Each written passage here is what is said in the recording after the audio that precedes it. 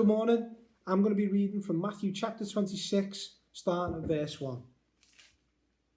When Jesus had finished all these sayings, he said to the disciples, "You know that after 2 days the Passover is coming, and the Son of Man will be delivered up to be crucified." Then the chief priests and the elders of the people gathered in the palace of the high priest, whose name was Caiaphas, and plotted together in order to arrest Jesus by stealth and kill him. But they said, "Not during the feast, lest there be an uproar among the people."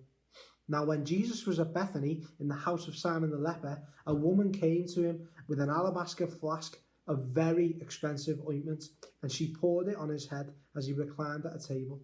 And when the disciples saw it, they were indignant, saying, "Why this waste? For this could have been sold for a large sum and given to the poor."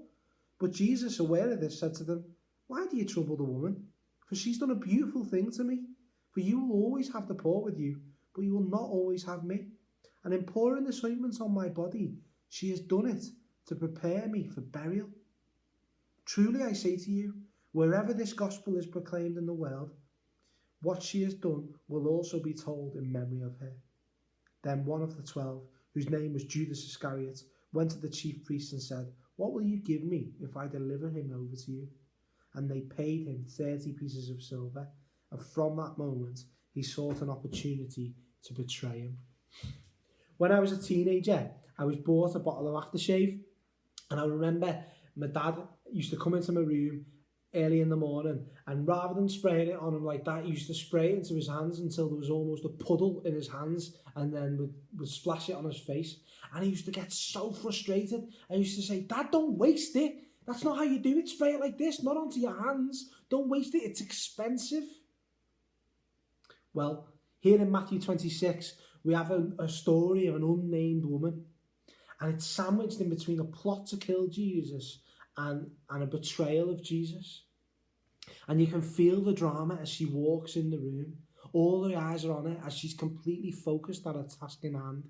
She's got in her hands a really expensive bottle of perfume, probably a year's worth of wages expensive, probably expensive enough to be in the family for years, something that's very, very precious.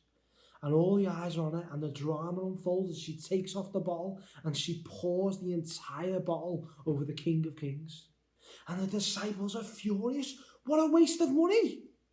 But Jesus says to them, what she's done will be remembered for years. It's a beautiful thing that she's done. What is it that she got that the disciples didn't get? Well, she recognised the importance of Jesus' death. Although the miracles, mighty acts and care for the poor authenticated who Jesus was, this woman recognised Jesus' imminent death, the reason why he came to earth. And in light of that, what could she do to showcase how worthy he is? How could she demonstrate her love for him, for what he was about to do? She was to give him her everything. It didn't matter what others thought. He's worth it. He's worth everything, and this is why she was made. As Christians, can we, when we think about the death of our Lord, do we think, like the songwriter, "Once again I look upon the cross where you died. I'm humbled by your mercy and I'm broken inside. Once again I thank you. Once again I pour out my life." This woman poured out her life because our Lord Jesus paid the highest price. What's he worth to you today? To Judas, he was worth a few silver coins. To others, he's worth nominal attendance of church. To this unnamed woman, he was worth everything. Jesus is worthy of our all. Give him your whole self today, all of your love, all of your affection, all of your desires, all of your hopes and dreams. Give him your everything. He's worthy of our whole life.